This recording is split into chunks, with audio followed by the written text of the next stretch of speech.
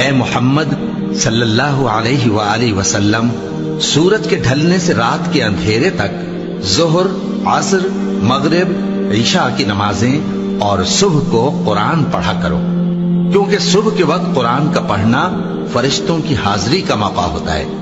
اور بعض حصہ شب میں بیدار ہوا کرو اور تہجد کی نماز پڑھا کرو، یہ شب خیزی تمہارے لیے ایک اضافی عمل ہے۔ امید ہے کہ اللہ تم کو مقام محمود پر فائز فرمائے۔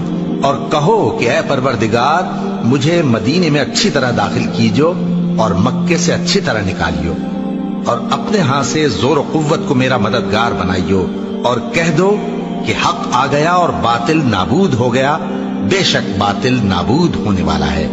اور ہم قرآن میں وہ چیز نازل کرتے ہیں جو مومنوں کے لیے شفا اور رحمت ہے، اور ظالموں کے حق میں تو اس سے نقصان ہی بڑھتا ہے۔